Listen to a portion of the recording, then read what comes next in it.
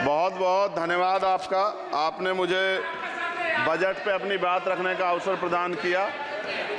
मैं अपनी बात को शुरू करते हुए बहुजन समाज में जन्मे सभी संतों, गुरुओं और महान पुरुषों को नमन करता हूं। साथ साथ मैं भारत की महान जनता का भी धन्यवाद करता हूं कि उन्होंने लोकतंत्र की रक्षा इस बार की है। सभापति महोदय, पिछले 10 सालों में सरकार की नीतियों के कारण गरीब और गरीब हुआ और अमीर हुआ है, यानी गरीबों और अमीरों के बीच फासला बढ़ गया है। सारे देश की संपत्ति को चंद अमीरों के हाथ में दे दिया गया है। ये हमारे संविधान की मंशा और समतावादी समाज के लक्ष्य के खिलाफ है। अतः हमारी नीतियां गरीबों के पक्ष में भी होनी चाहिए। जातिगत जनगणना, SC, ST, OBC यानी कि जो बहुजन समाज के लिए आज जीवन मरण का प्रश्न है, इसके बारे में कोई बात बजट में नहीं की गई है। इसके बाद जनसंख्या के अनुपात में बहुजन समाज को सभी क्षेत्रों में हिस्सेदारी मिलनी चाहिए, तभी बाबा साहब अम्बेडकर का जो सपना है समतामूलक समाज का, वो पूरा होगा। महोदय, एक ऐसा विकसित भारत है जिसमें आज भी सफाई कर्मचारी को पक्की नौकरी नहीं मिल रही है और उसको गटर में उतरने के लिए मजबूर किया जा रहा है। उनके लिए कोई अलग से बजट नहीं है। बजट बन सकता है अगर सरकार चाहे। SC, ST को जो सब प्लान मिलता था, SPC का जो पैसा मिलता था, वो बजट से हटा दिया गया है। साथ साथ देश के स्तर पे आशा, आंगनबाड़ी, भोजन माता, ग्राम सेवक, PRD जवान, होमगार्डों के मानदेय में बढ़ोतरी नहीं हुई है। ऐसा कुछ भी नहीं दिख रहा है कि उनके जीवन में खुशहाली आ जाए। इनका मानदेय बढ़ना चाहिए। विधवा, वृद्धा, विकलांग पेंशन प्रत्येक महीने 500 रुपए से बढ़ाकर 5000 रुपए की जानी चाहिए, क्योंकि महंगाई बढ़ रही है। देश में प्रधानमंत्री जन कल्याण योजना के तहत SC, ST, OBC और मुस्लिम को कितने घर दिए गए, इसका कोई आंकड़ा सरकार के पास नहीं है। देश में इसी तरह SC, ST, OBC के लिए कितने परिवारों को शौचालय की व्यवस्था कराई गई। आज भी सिद्धार्थनगर जैसे जिले और तमाम जिले जो है वहाँ शौचालय की व्यवस्था नहीं है। इस पर ध्यान देना चाहिए। देश भर में SC, ST, OBC के जो रिक्त पद पड़े हुए हैं, बैकलॉग भरना चाहिए। सरकार ने कुछ नहीं कहा। ये कैसी विश्व की 5वीं अर्थव्यवस्था है जिसमें आज भी SC, ST पे अत्याचार हो रहा है, महिलाओं के साथ रेप हत्या हो रही है। NCRB का डाटा पढ़ेंगे तो खून के आंसू रोने पड़ेंगे। युवा बेरोजगार है, सड़कों पे 80 करोड़ लोगों को 5 किलो राशन में जीवन यापन करना पड़ रहा है। जो बजट SC, ST को मिलता है, मेरे दाएं तरफ जो साथी बैठे उनको बुरा लगेगा, कर्नाटक में 14,732 करोड़ रुपए इन्होंने दूसरी योजना में लगा दिए और मध्य प्रदेश में आपने 95 करोड़ रुपए जो है दूसरे बजट में लगा दिए। हमारा जो मिलता है उसको तो मत छीनो भाई। MSP की लीगल गारंटी कोई बात नहीं हुई है। किसानों को जो 6,000 रुपए मिलते हैं उसको बढ़ा के 12,000 रुपए करना चाहिए और फसल बीमा जो है उसका सारा प्रीमियम सरकार भरे, किसानों पर बोझ ना लगे। रिजर्वेशन प्रमोशन में लागू नहीं किया गया, पुरानी पेंशन को बहाल नहीं किया गया, इस पर चर्चा नहीं हुई। देश में मनरेगा समेत न्यूनतम मजदूरी की दर 700 रुपए होनी चाहिए। समान काम समान वेतन पॉलिसी लागू होनी चाहिए। जो रसोई की चिंता करते हुए 500 रुपए प्रति सिलेंडर से ज्यादा के दाम नहीं होने चाहिए, जो महिलाओं को राहत मिल सके। बिजली के दामों में भी कमी होनी चाहिए। बेरोजगार युवाओं को 5,000 रुपए भत्ता मिलना चाहिए, जो बेरोजगार युवा जो है अपनी पढ़ाई या अपना खर्चा उठा सके। मैं अपने क्षेत्र के विषय में महोदय आपसे कहना चाहता हूं कि पश्चिम यूपी में नगीना में एक एम्स बनना चाहिए, एक IIT बननी चाहिए, एक IIM बनना चाहिए।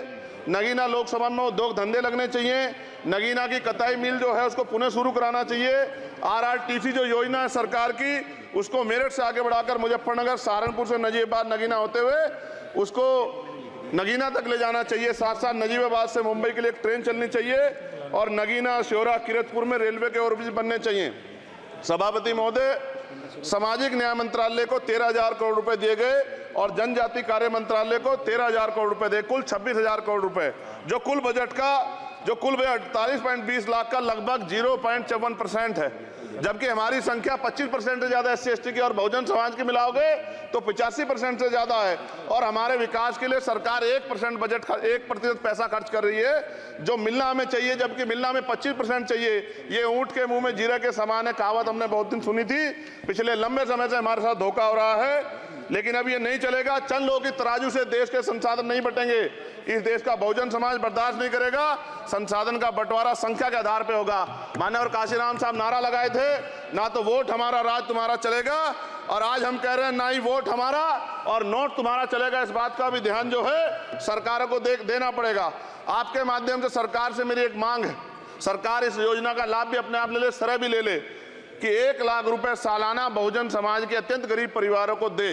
10 लाख करोड़ रुपए खर्च होंगे, लेकिन इस 1 लाख रुपए की योजना से एक झटके से एक परिवार गरीबी की रेखा से ऊपर आएगा और इनके बच्चों को कुपोषण खत्म होगा, अच्छी शिक्षा मिलेगी, महिलाओं को सम्मानजनक जीवन मिलेगा और इससे वास्तव में सबका साथ सबका विकास का नारा सार्थक होगा। अगर प्रश्न ये होगा कहां से आएगा, तो उसका जवाब ये है कि जब अमीरों का 16 लाख करोड़ रुपए माफ हो सकता है, कॉर्पोरेट टैक्स का घटाकर लाखों करोड़ रुपए का चूना सरकारी खजाने को लगाया जा सकता है, पेट्रोल डीजल के दाम 10 गुना एक्साइज ड्यूटी बढ़ाई जा सकती है, तो गरीबों को सरकार पैसा क्यों नहीं दे सकती। महोदय, समय आ गया है, अब निजी क्षेत्रों में आरक्षण की व्यवस्था होनी चाहिए। SC ST OBC को निजी क्षेत्रों में आरक्षण मिलना चाहिए।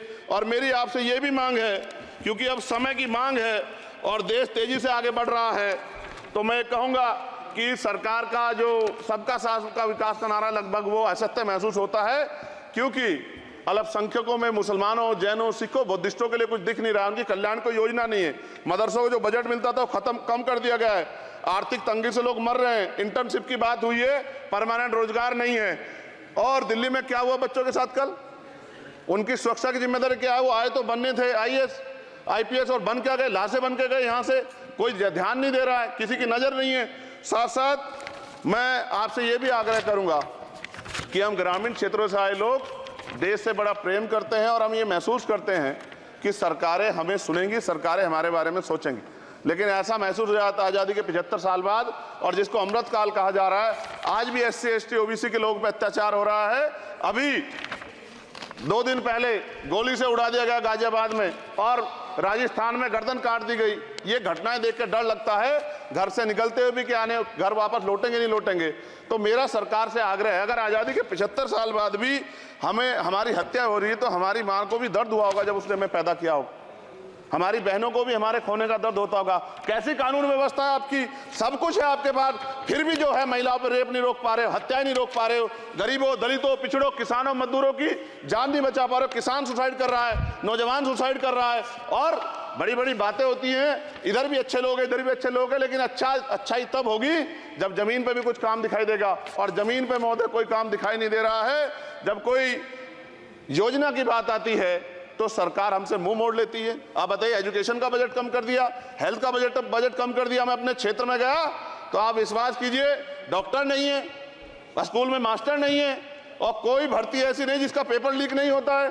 तो देश किस तरफ जा रहा है और इसमें नौजवानों का भविष्य क्या है, उसके बारे में हमें चिंता करनी चाहिए। और अंत में अपनी बात को खत्म करते हुए मेरा आपसे आग्रह और आपके माध्यम सरकार से आग्रह है कि यहाँ बाहर बाबा साहब अम्बेडकर की मूर्ति लगी हुई थी, एक वो करोड़ों लोगों की आस्था से जुड़ा विषय है, और आप विश्वास करो इतना गुस्सा है उसको लेके। मेरी आपके माध्यम से मैं हाथ जोड़ता नहीं हूं, लेकिन मैं हाथ जोड़ के आपसे आग्रह कर रहा हूं कि प्रधानमंत्री जी, सरकार से हमारी आग्रह कि वो अम्बेडकरवादियों के सम्मान का ध्यान रखते हुए, उनके जो है दिल की पीड़ा को समझते हुए, दर्द का ध्यान रखते हुए उस मूर्ति को पुनः स्थापित करा दीजिए। अगर इसमें कोई राजनीतिक कारण अलग बात है, लेकिन मैं कंक्लूड कर रहा हूं। मगर मैं आपसे कहना चाहता हूं, इसमें बहुत गुस्सा है। जिस दिन अम्बेडकरवादी गुस्सा हो जाएगा, वो फिर इस सरकार को जो 24 में आ गई है, वो आने वाले चुनाव में ऐसा सबक सिखाएगा कि दोबारा पलट के नहीं देख पाओगे। तो मैं आपका धन्यवाद करता हूं और मुझे विश्वास है कि सरकार मेरी बातों पे गौर करेगी और गरीबों के बारे में सरकार सोचेगी, गरीबों को आगे बढ़ने के अवसर प्रदान होंगे। धन्यवाद।